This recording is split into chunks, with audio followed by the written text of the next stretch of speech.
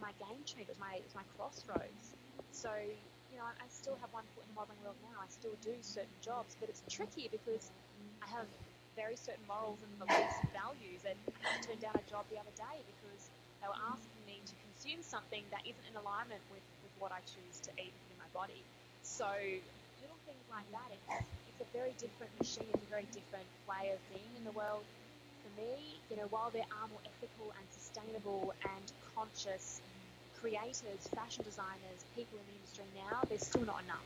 And if we look at, from fast fashion to the destruction of animals and the exploitation of people in the industry, it's not something that I advocate in its entirety anymore. Yeah, especially if they make you wear something made animal skin or something like this. Probably you feel very uncomfortable doing that, and I can understand that. Yeah, people change. Yes, exactly.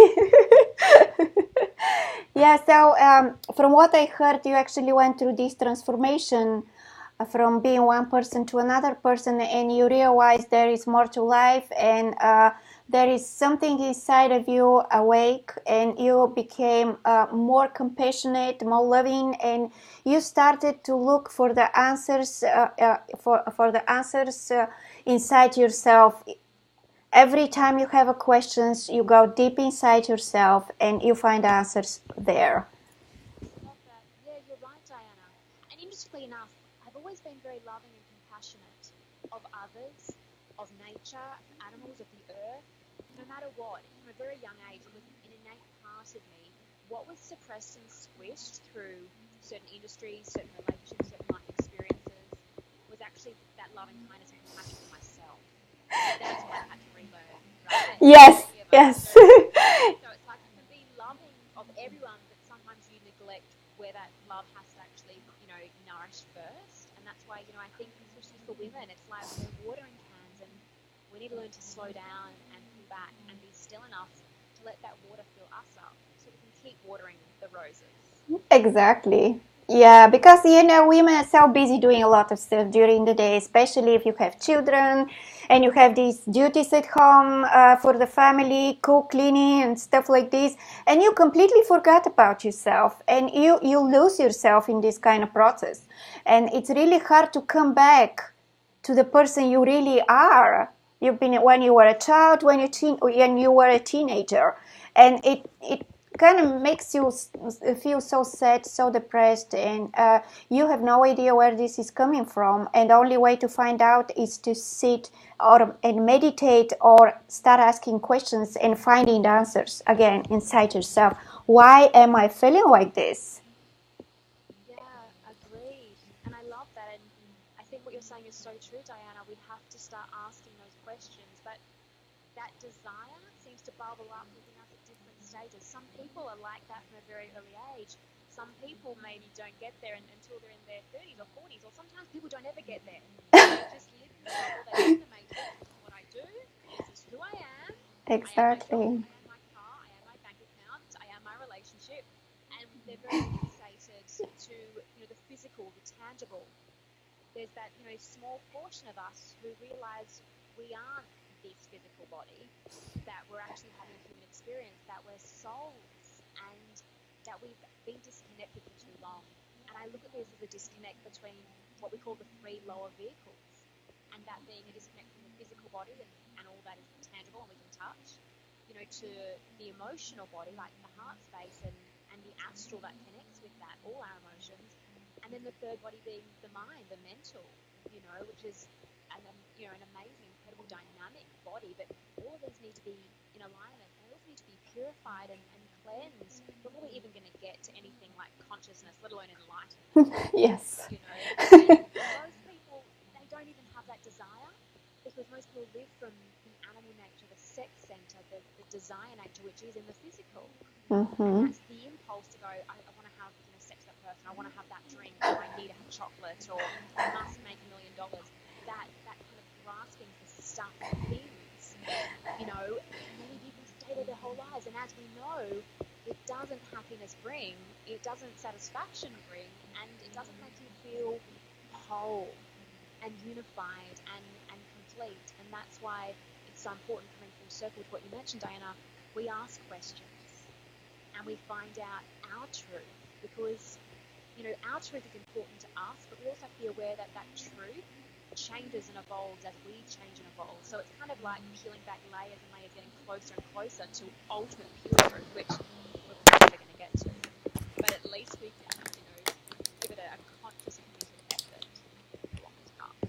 Absolutely, yeah. And the thing is, people actually don't realize that they're not the kind of a hateful person or a sinful person they are at the moment, because of all of the duties they did, all of these responsibilities, running left and right, and they don't have time even. They get disconnected from the true nature of who they are, how they are born, from the love, from the connection with other people, from the way they interact with others, and they feel like they're separate from others. It's me, like you said, and the bubble, and that's it. And this actually makes the world worse. It's not helping anybody, and we need to start working on this, because that our true nature is love. It's not hate, and it's not resentment. It's not who we are at the moment, and the way some people treat animals and what's going on in the world, this is not who we are. No, and you're right, and I just think of the word disconnected. We're disconnected from our truth, we're disconnected from our love, we're disconnected from the light, from our true nature, however you want to term it. We are that way, and we've actually created ourselves to be that way. Exactly. Whether you believe that's through patriarchy, whether you believe that's through consumerism, whether you believe sometimes it's through religion, and all these kind of things that have actually separated us and made us against them, or me against you, instead of we, us. And that's why I find it quite fascinating. If you think, humanity has come from the age of Pisces, which was very focused on the I and the me, and the I have to have this, and it's me, me, me. And we've kind of just got our toe in the age of Aquarius. We're not fully submerged by any means of humanity. Yeah. We've got our toe in it, and Aquarius, is about the we. It's about that merging. It's about that unity and oneness. So we're shifting at snail pace. Exactly. Not sailing along, we're snailing along. Yes. That's brilliant. But Yeah. just how slow. We've come so far. It's like we have so far yet to go. We can't give up and just sit back on our laurels and think, oh, mission accomplished, well done, humans. You've got buildings, you can fly, you can get to the moon. Right now, I think more than ever, we're seeing the equality, that harmony, that unity, coming with the masculine and feminine finding their balance. We look at Time Magazine just recently releasing, People of the Year, and it's about the voices that have broken the silence of the suppression, the abuse, and essentially sexual abuse, but it is the neglect of the feminine. Yes. And men have been affected by that as well, but people have been affected by the patriarchy and the men's club, if we call it the boys' club, and the old ways of doing things. And no more are we going to be silenced. We as a people are not going to be silenced. Feminine energy is not going to be silenced. And when we start to find more harmony and balance in the two unique powers that are masculine and feminine, and they can come together, we can start having that sacred union that is needed within us as individuals, as souls, having human experience, and that harmony of sacred union as us as a collective of one love, of one soul, of one fabric, one humanity. So it's kind of, that macro-micro perspective of what's going on in the world, and it is shaking. We're starting to shake it, and it's beautiful time to be alive in that regard. I'm really grateful to be here for that, and for the shoulders of women and men we're standing on before us, because the feminist movement as such, the suppression of the feminine has been building up, to rise again for so long, and now, and I just wrote an article about this yesterday, the rise of the feminine is here louder than ever, and it's saying that we can all, however you identify, man, woman, whatever it is that you connect with, we all can connect to this, because we all start to feel it. We don't want to be silenced anymore. We don't want to be ignored, neglected, abused, abandoned. We have to heal all that trauma that we've carried for so long, first and foremost, like I mentioned, healing the 3 law vehicles: physically heal, emotionally heal, mentally heal. We've got to ask for help. We've got to seek guidance. We've got to do those questions, go within. And we need to come together in that as well in some capacity. Whether it's like this via Skype across the world, whether it's just in meditation, connecting, energetically, or whether, you come together in a group, whatever resonates.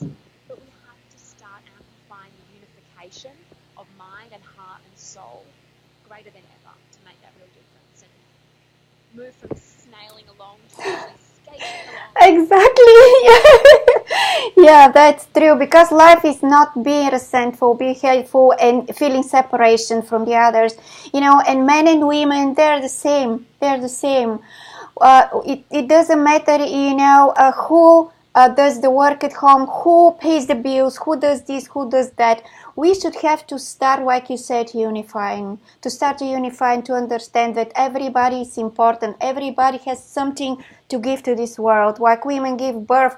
What is the point to have to deal with rape, with abuse, with separation? Why we have to do that?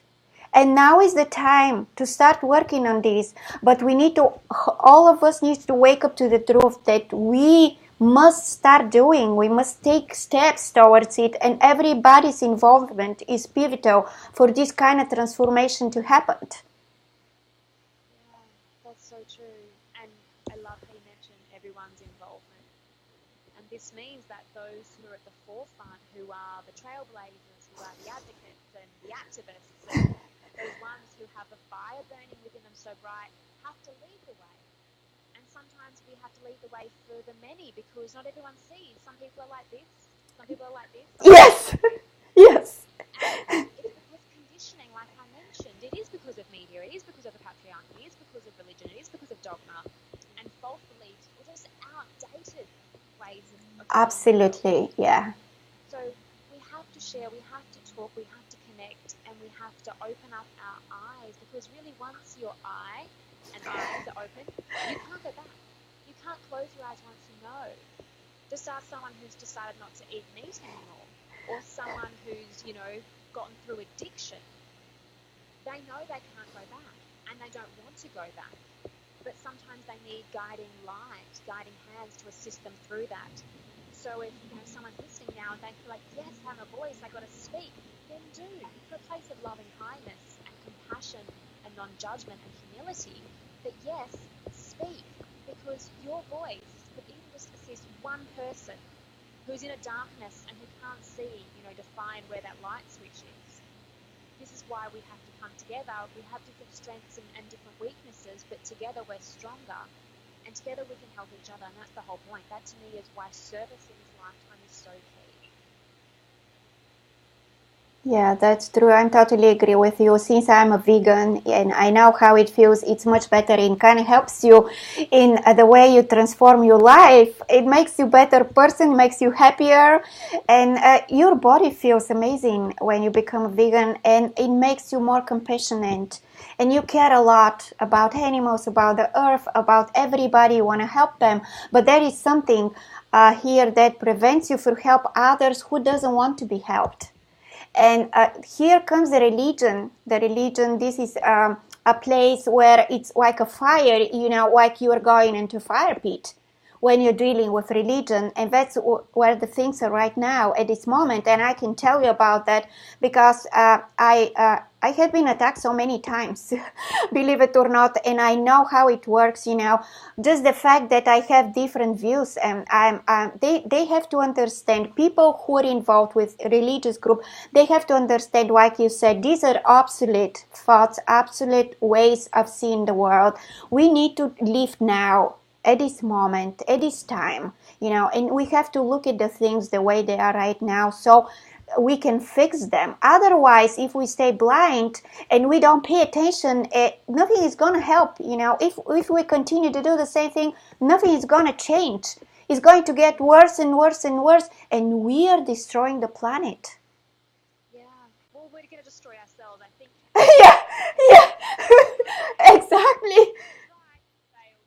We're not going to continue on with you being blamed. Yes. I don't think it would get to that point. I'd like to think she would get rid of humanity before she was destroyed, until her time has come and there needs to be a new earth or whatever it is. But I find when it comes to religion, and I'm cautious because I'm respectful. Everyone has, their choice to believe in what they believe in, and we need to have a belief system sometimes. If that's not within yourself, you want to believe in something greater, by all means.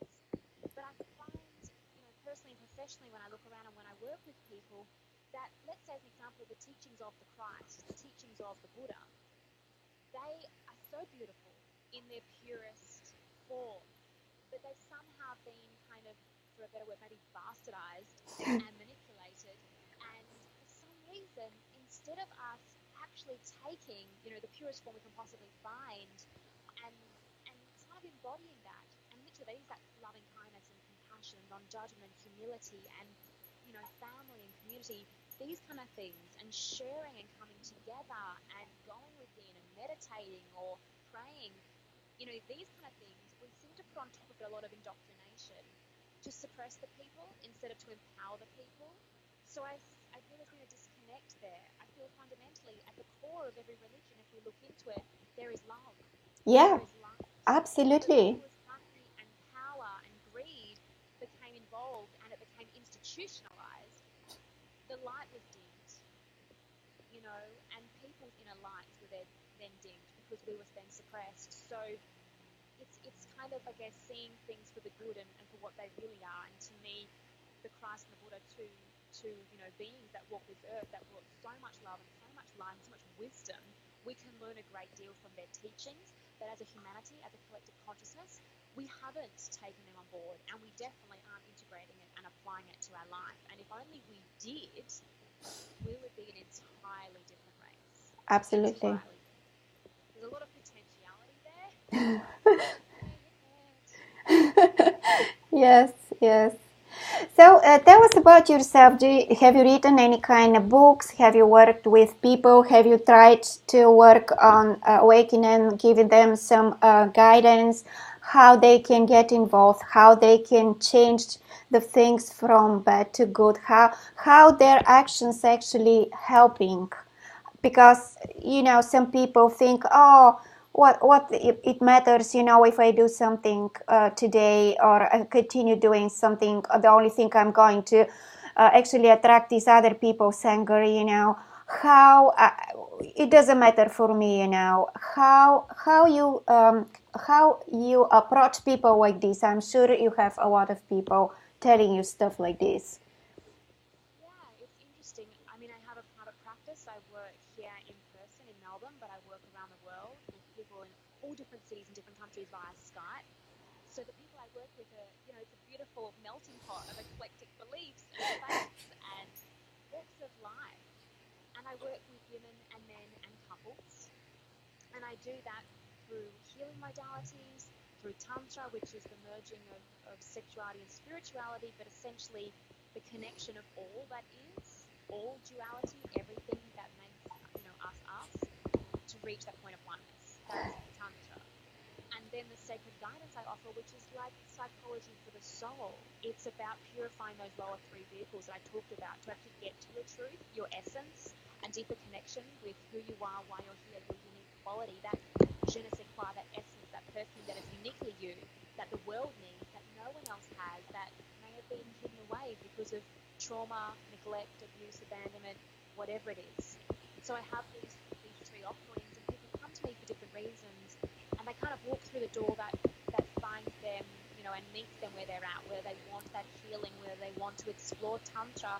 If they come to me because they think they want to learn about sexuality, I swiftly explain to them that is the tiniest tip of the iceberg of what is a tantric way of life, a conscious way of life, a yogic way of life, right? Yeah. And same with the sacred guidance. And so this is my practice, and I've been doing this for some time now, and working with people, meeting them where they're at, and guiding them, really being that light in their darkness, whether that's something that they want to shift because they're very driven, whether it's trauma they want to heal, whether it's a relationship they want to deepen, or perhaps a relationship they want to leave and haven't had the awareness or the ability to know how to do that. So it's best for them and everyone involved, whether it's children. I mean, there's so many different dynamics. Everyone comes from a different place, and I work from a very bespoke place because we are so beautifully unique, and yet we're all so similar and alike. So that's part of it. And then the other part of my work is because I was a journalist, and I've been writing pretty much all my life. Oh, wow. I started writing my first book when I was at that crossroads that I mentioned, when I kind of left full-time modelling and I was unwell. In that recovery time, before I was able to drive again, walk again, wash my own hair again, and shave my legs, I was stuck at home for a while watching reruns of Sex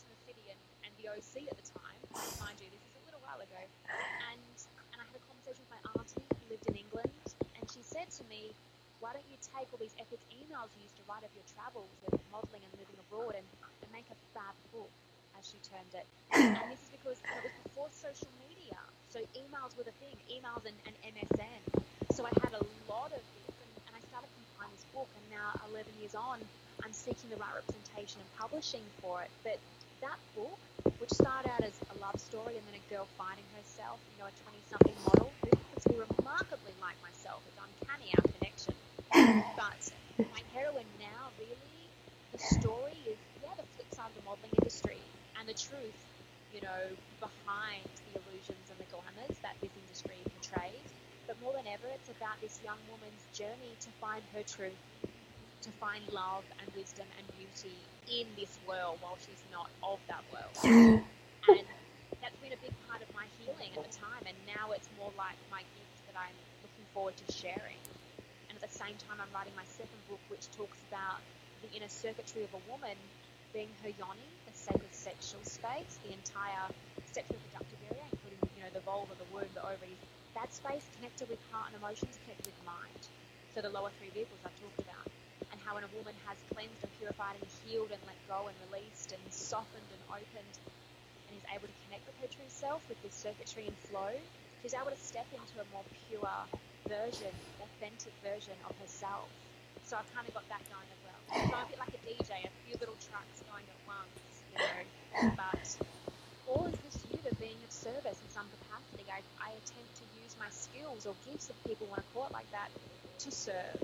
It's not just for us. We can't keep that within. Absolutely. That to me brings the joy of life. Absolutely, give you purpose. Your purpose. Like in my case, I wrote my book, the Journey of Transformation.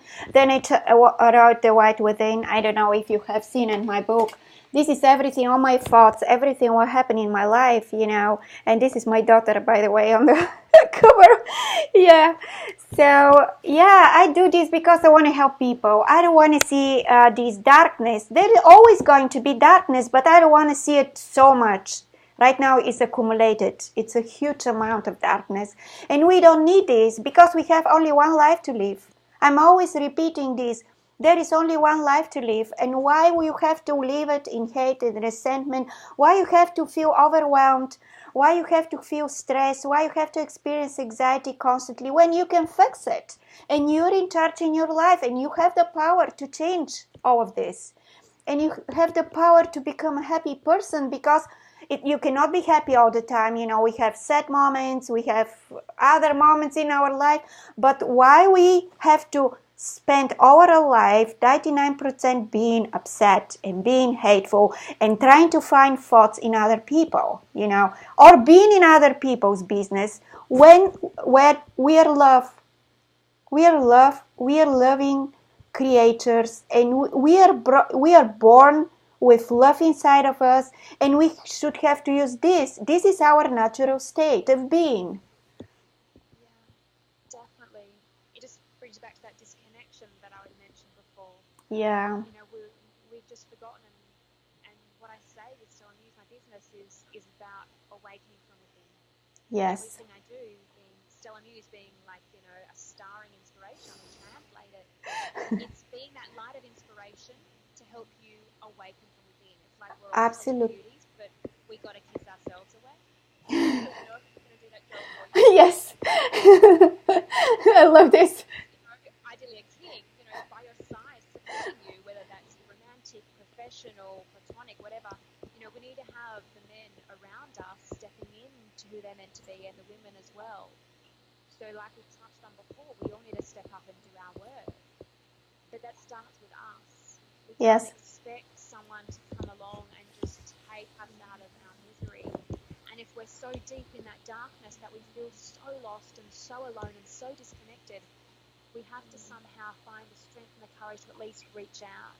Whether that's calling a helpline, seeking a professional guide, calling a friend, a family member, whatever it is. Sometimes even, communities online, like groups online, if that's how you can reach out. We aren't alone. We don't have to be lonely. Even though this journey is somewhat a solo experience, there is other light and other souls and other love to connect with here. And that's important too, because there are times when we can feel very isolated. Absolutely. We're not meant to be floating through this existence on our own. Yes, So yes. finding that courage to reach out sometimes and ask for help can be very challenging, because people think it's a failure or it's a weakness. Yeah. Actually, it can be very courageous, because you're being vulnerable, but it takes courage. Courage, cœur, from the French word heart. It takes heart, to step into that space. And there's nothing weak about asking for help or guidance or, anything that can perhaps assist you if you're in a really dark space, having a dark night of the soul, having a challenging moment, going through, a death within, or the death or loss of a loved one, end of a relationship, career, whatever your, challenge or trauma or heartache is. Yeah, that's true. And what we can do is just give them the tools how to do it. Make them more energetic with our energy, connect to them, show them that, share with them our stories, what happened to us and how we get out and how we made a connection with our soul being one, It's not like you have to isolate yourself, You just have to find a quiet place where you can sit and start asking yourself questions. How I feel at this moment? What's going on? Why I got lost? Am I this person? I this hateful, resentful person. Okay, things happen in life, Everybody goes to trauma, but do we have to stay in this situation forever? Do we have to take it to other people? And for the listeners, you cannot do it by yourself. You need help. You need help. You need somebody, to talk to, somebody who is positive, who has this positive energy, vibrational being, who can talk to you and help you get out of this situation. Give you the tools. Exactly. Yeah, I know how. Absolutely. I know how it feels to be weak and how not to have enough power, to work even on yourself. And I know that. But you need to find a way to get out of this situation, and you can even go online and find resources online. If you don't feel like talking to somebody, if you don't trust anybody, because trust right now it's very precious thing. People are having issues with trust. I have had a lot of people on my radio show who say, I'm afraid even to go to my pastor and share with him what's going on, or her, because I have trust issues. Yes, and it's really sad, because trust is so sacred, and when it's broken, it can take a very long time for you to then gain that trust. If it's broken by someone loved, or so much of that is somehow broken, you no longer have that connection with them. You are going to be hurt. You're going to carry that trauma, and until you're ready, and until that person that comes into your life, you really truly trust again, it's going to be challenging. I've definitely experienced that personally. To be able to them, never have been a strong masculine role model in my life till recently, the last few years. It definitely affected me, because they're so much like myself. It's not an easy fun to again to have a connection, to be able to reach out, to at least test the waters. You have to trust someone until they prove that they are trustworthy. Absolutely. Certain clients to share anything with me that you are not ready to share. Yeah. Sometimes some clients who work with me over a long period of time, after even like 6 months or nearly a year, something deeper than ever before that I've never shared with anyone else is finally ready, finally feels safe enough, held enough, trusted enough that it can reveal itself.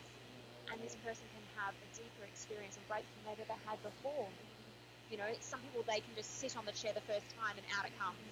Everyone is different. Yes. And that's why it's so important to hold that sacred space and be fiercely present and have firm boundaries, so that they know that you are here for them. Not to judge them, not to abuse them, not to criticize them, but purely of pure heart to be here for them. Absolutely. You can professionally hold that space, or you can be in their group, their family group, their friendship group, who can hold that space, or like you said, try and find that through resources online if nowhere else. And then also there's that place inside where you can even just imagine holding on to your own heart, your own soul in meditation and connection and just beautiful, slow breathing, just to calm yourself down and bring yourself back to that tiny, like, silver thread of your truth, of your soul, depending on where you are. Yes, you need to heal yourself. You need to heal yourself, and you can do it by yourself. While going deep inside, meditating, asking questions, and of course getting answers. Because when you ask questions, inside yourself you receive answers to the question you're having. And people sometimes they're very skeptical about that, but the way you feel actually is helping you with the answers. The way you feel inside every time you ask yourself a question, and you know how it feels. And when you go and ask for help, nobody is forcing you to do anything. It's up to you, if you want to use the tools they're giving you, or if it doesn't work for you. And I know, like you said, people are different, but on the core of our existence, we are the same. Definitely. And like you said, going within is a really safe space because no one can judge you in that space. No one can hurt you in that space. Your soul in that space, as always, can never be hurt, can never be wounded. It's the eternal part of you.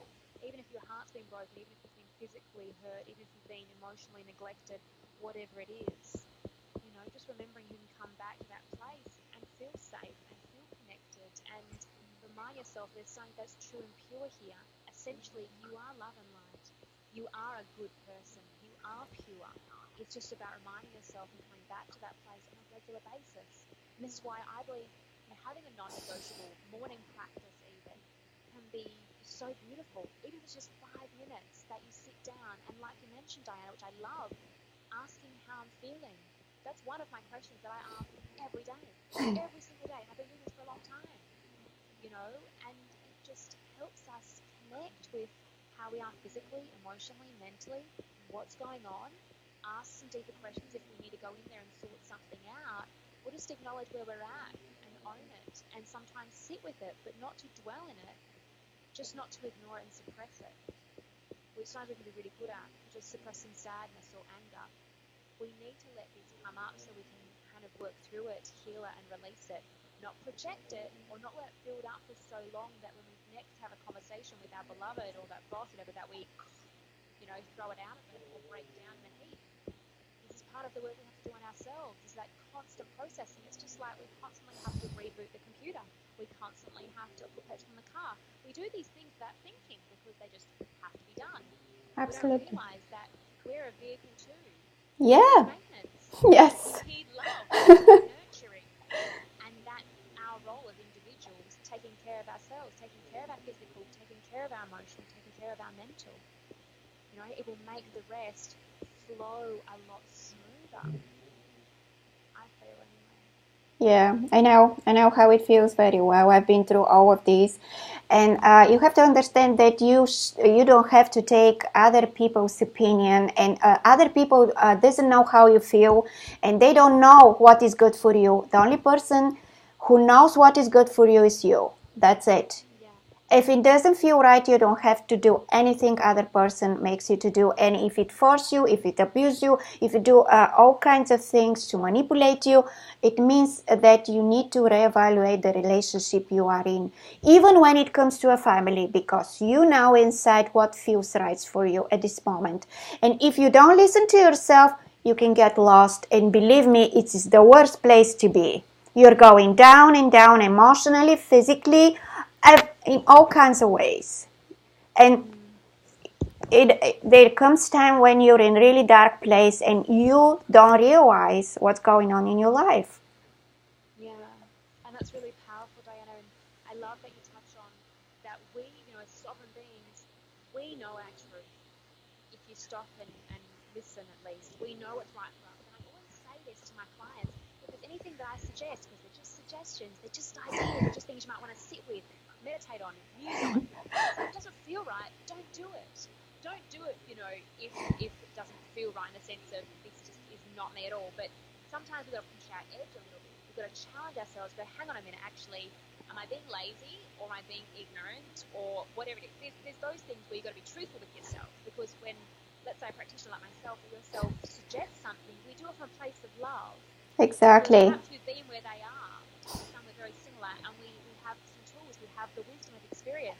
We offer, but all it is an offering, and it will be there on the table, and you can choose to pick it up and explore, or or not. Exactly. But you still have the final say. No one should ever force you against your will. No one, no matter what it is, and especially, as you also touched on, Dianna, family. Because sometimes we think, oh, we better listen to this person because they are my superior, or they know what's best for me. Well, if you're a tiny little child who needs to be protected and looked after, they probably do know what's best for you, at least in their capacity. I'd like to think they will do their best for you. They don't always. But when you are an adult, when you are someone who can make conscious choices for yourself, when you know what your heart, or even that gut instinct, that intuition, what it says to you, if what you're saying is not kind of syncing up, is not kind of matching up with what they're saying, and you're feeling this, you know what you've got to do. Lovingly, you can just step away, or lovingly, you can just say nothing and honor your truth, or lovingly, you can go, actually, you've got no idea what you're talking about, I'm going to do what's good for me. Yes. Depending on your relationship with the person. Yes. At the end of the day, you're going to honor your truth. Absolutely. And you feel happy and you feel strong and your self-esteem is healthy and you're able to function properly in the society and you're able to connect with others much better. Otherwise, you're always going to question yourself, why am I supposed to listen to this? Why am I supposed to do this? Or am I making a mistake here? Do I have to, exactly second guessing yourself constantly? And this is a really bad place to be again. You are having this chit chat in your head, which is not a healthy thing, You would never have to doubt yourself. The moment you come with a decision for yourself, actually this is the right decision. You have to listen to this because it feels right for your body, for you. You have to listen to this feeling, and that's it. Yeah, I love that. And listening to the feeling it actually can be a feeling. Like when you walk into a room sometimes, like, oh, it feels so beautiful. There's a brightness Exactly. here. Yeah. Or you walk into a room, or be near someone, it's like, oh, there's a lot of dense, they're angry, there's you feel. And the clearer you are, the more easy it is to feel. So you can, feel with that kind of energetic, kind of like astral sense of you, the aura. You can also feel intuitively within. You can also just have a knowing. Like it can be a mental thing, or it can be a gut intuition knowing. Whatever it is, your body has this incredible capacity to communicate with you on those different levels. And if you are only able to open enough to listen, to kind of slow down and quieten a little bit to listen, you will be able to find the answer because your body will always tell you. I look back in hindsight at the time when I got sick, when I came back from modelling overseas, there were so many little things, like my body was physically not right. I didn't have energy levels. My heart did ache. There were so many things that was trying to kind of whisper to me and then talk to me. And eventually, I had to have my heart stopping for me to actually take action and change my life. The body was screaming at me at that point. Obviously, little whispers and little kind of nudges and thoughts. I was just going to power on through because that was my nature. Yes. I believe in not giving up. No such thing as quitting. No such thing as failure. And I do believe that now. But I have a more holistic and harmonized approach to it, bringing in much more of my feminine essence, which at that time I'd suppressed. Yeah. So when we're more true to ourselves, we can step up and show up in a harmonized way, and we can honor our truth in a more harmonized way, and that is power. There is power in feminine, there is power in masculine, and the greatest power of all is then united and coming from that place of love. Exactly. You connect much better with love, It doesn't matter if it's feminine and masculine, love always connects people in the right way. And when there is a love in a relationship, where there is not difference between feminine and masculine, then we are going to become one, and then the life we are going to live is going to be how it should be: happy, loving, compassionate, kind, and then we can connect back better with others. And that's how the difference is going to be. Just we're gonna channel this difference. It's gonna go all over the world. It's that easy. There is nothing which can prevent us from doing this if we made our minds to do it. It's that easy. It's the key. We have to make our own minds up. Exactly. Yes. They call it TV program. We are being programmed. Exactly. And look at these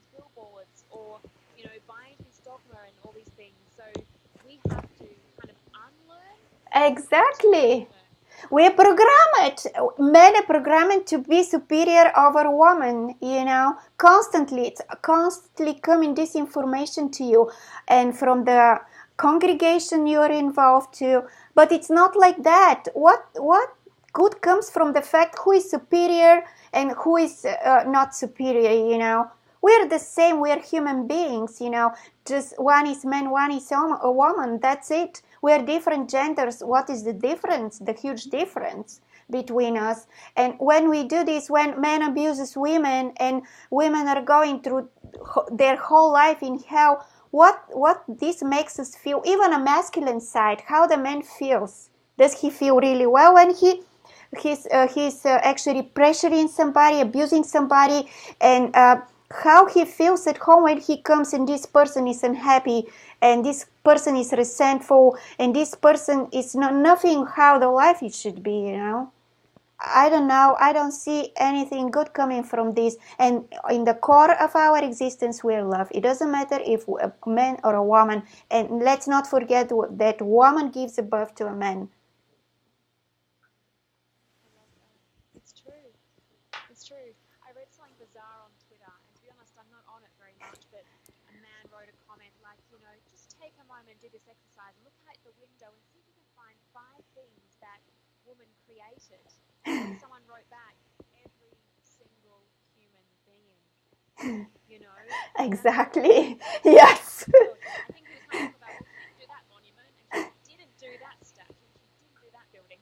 It was kind of fascinating when we switched it around. Now, obviously, that's a bit of an arrogant and then somewhat of a clever response.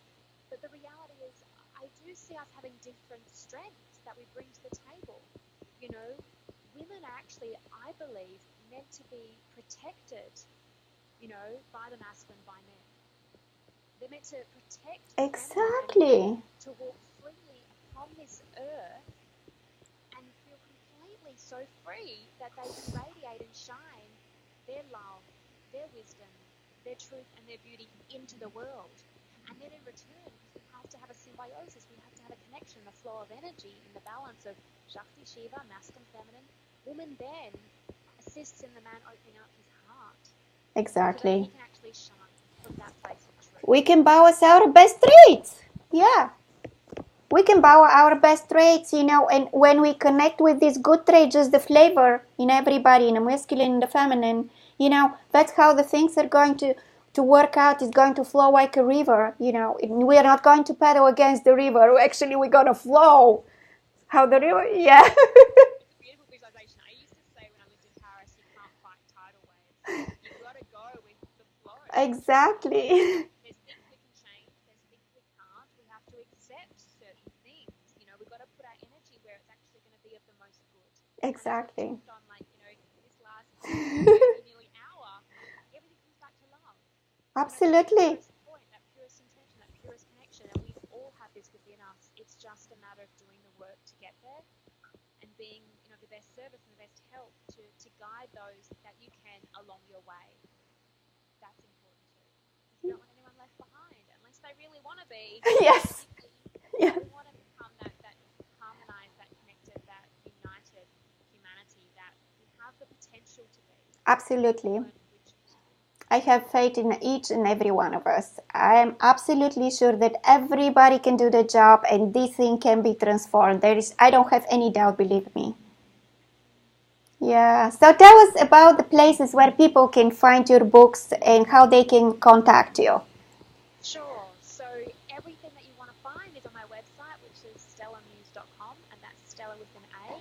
You can reach out to me on email there as well. I do have free ebook, free videos, lots of articles and audios and all different things that you can just enjoy on its own. Otherwise, if there's a calling and you want to connect with, feel like I can serve you, you're welcome to email me at elise@stellamuse.com.